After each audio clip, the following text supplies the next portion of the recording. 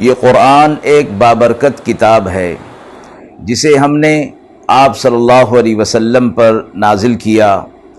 ताकि लोग इस पे गौर और फ़िक्र करें और ताकि अहले फ़हम इससे नसीहत हासिल करें।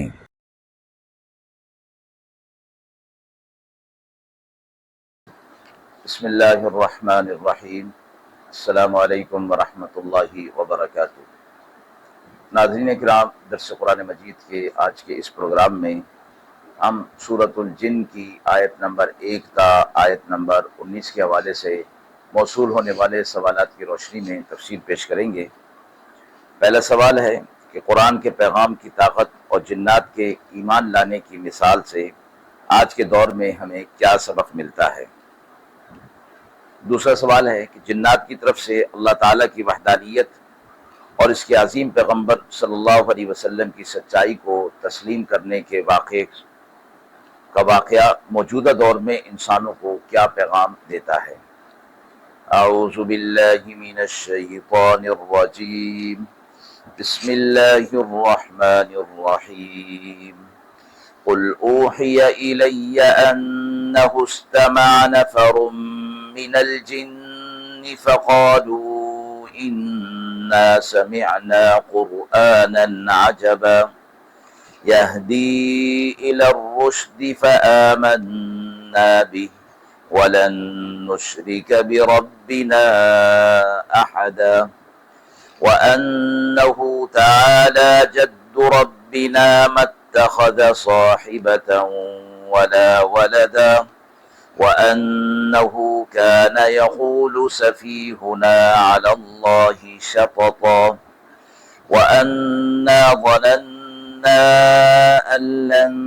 तक़ूल अल-इंसु वल-जिन्नु अला अल्लाहि कज़िबा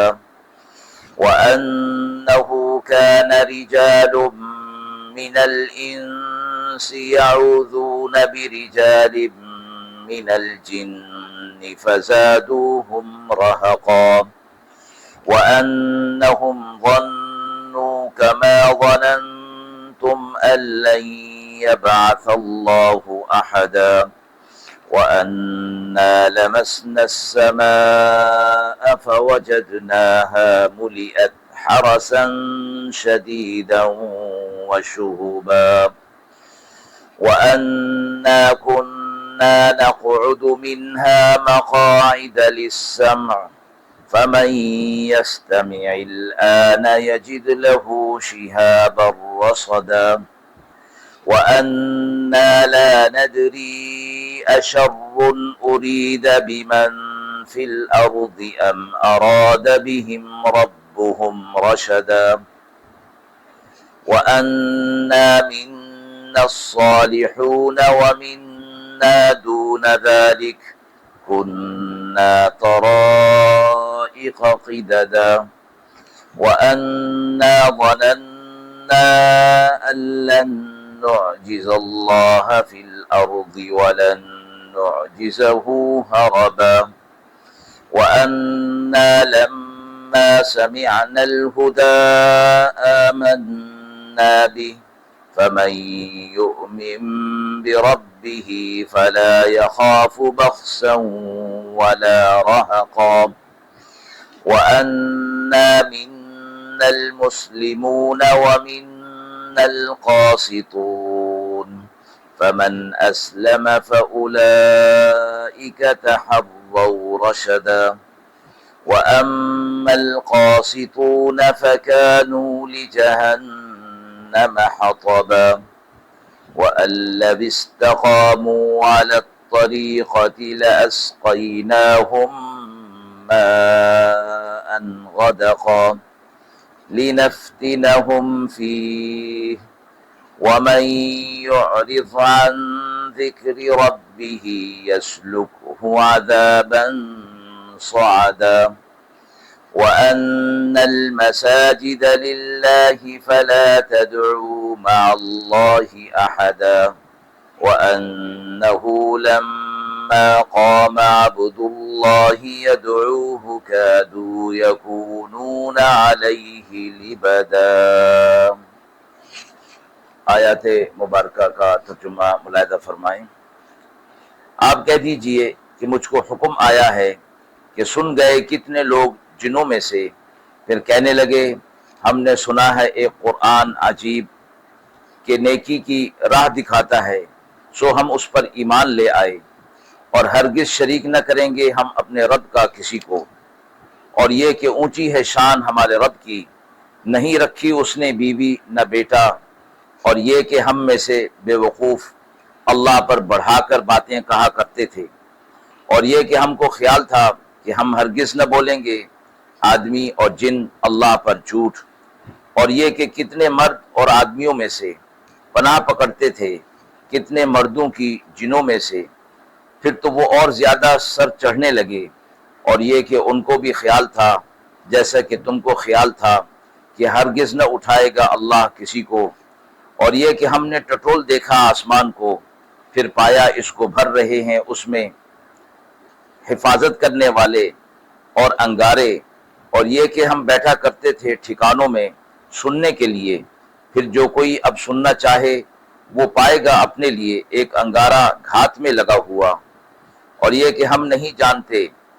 کہ برا ارادہ ٹھہرا ہے زمین کے رہنے والوں پر، یا چاہا ہے ان کے حق میں ان کے رب نے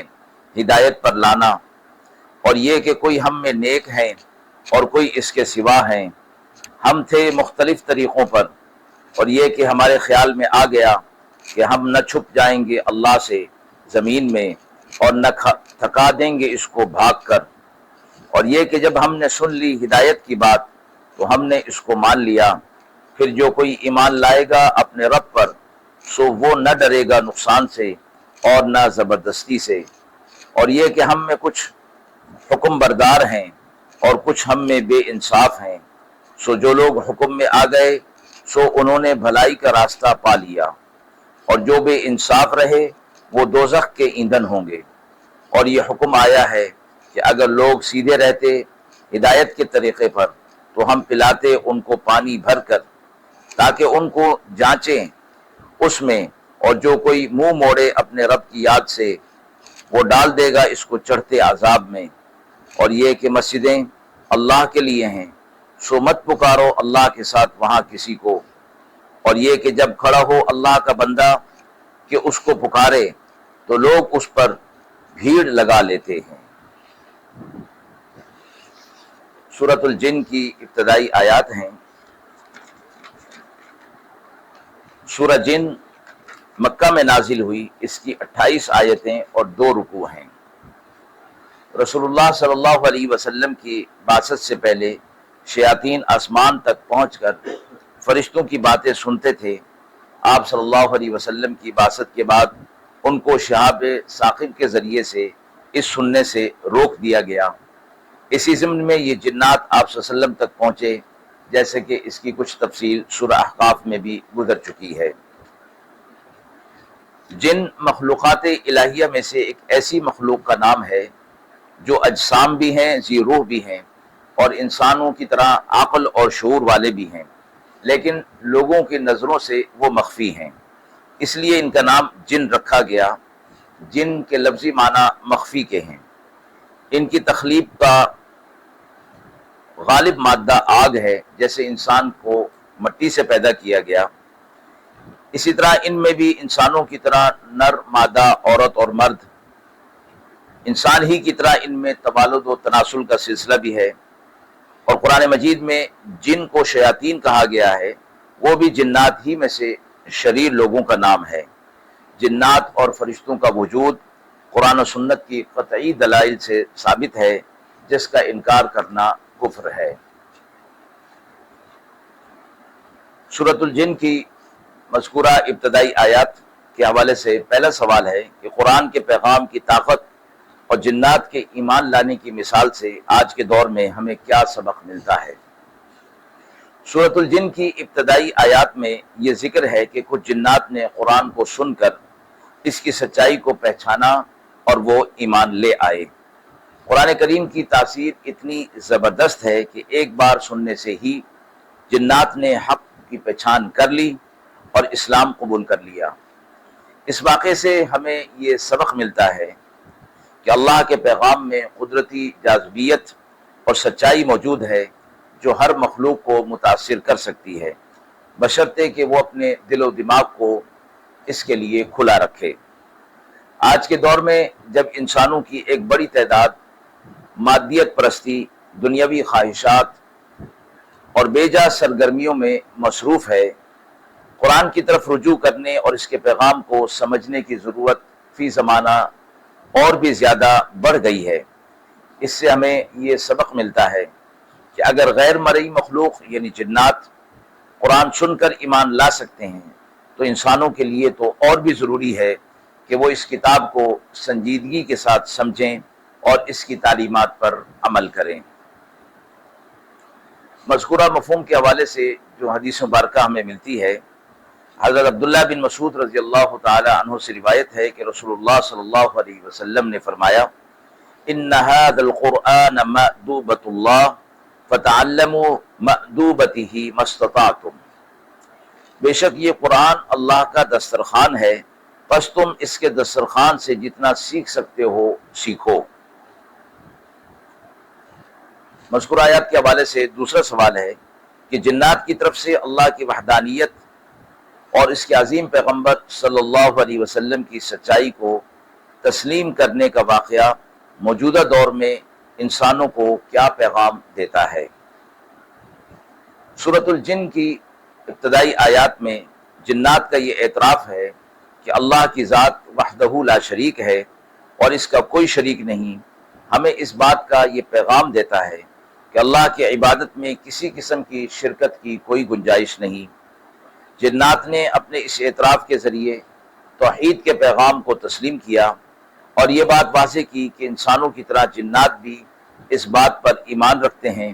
کہ اللہ ہی کائنات کا خالق اور مالک ہے۔ آج کے دور میں انسان مختلف توہمات اور بدعات کا شکار ہے اور بعض اوقات غیر اللہ کو بھی حاجت روا سمجھنے لگ جاتا ہے۔ اس واقعے سے ہمیں یہ سبق ملتا ہے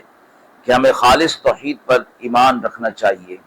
اور کسی بھی قسم کے شرک سے اپنے آپ کو بچانا چاہیے۔ یہ ہمارے عقائد کو مضبوط کرنے کا وقت ہے تاکہ ہم صرف اور صرف اللہ پر بھروسہ کرتے ہوئے اس کے علاوہ کسی اور کو حاجت روا نہ سمجھیں اور نہ ہی مشکل کشا سمجھیں۔ مذکورہ مفہوم کے حوالے سے جو حدیث مبارکہ ہمیں ملتی ہے کہ حضرت معاذ بن جبل رضی اللہ تعالی عنہ سے روایت ہے کہ رسول اللہ صلی اللہ علیہ وسلم نے فرمایا، حق اللہ علی العباد ان یعبدوہ ولا یشرکوا بہ شیئا، اللہ کا بندوں پر حق ہے کہ وہ اس کی عبادت کریں اور اس کے ساتھ کسی کو شریک نہ ٹھہرائیں۔ ناظرین کرام، ہم امید کرتے ہیں کہ مذکورہ سوالات کی روشنی میں جو تفصیل پیش کی گئی وہ آپ کے لیے قابل اطمینان ہوگی۔ اس حوالے سے آپ کے بھی کوئی سوالات ہوں تو ضرور کمنٹ باکس میں دیجیے، انشاءاللہ ضرور ان کے جوابات دینے کی کوشش کی جائے گی۔ وآخر دعوانا ان الحمد للہ رب العالمین۔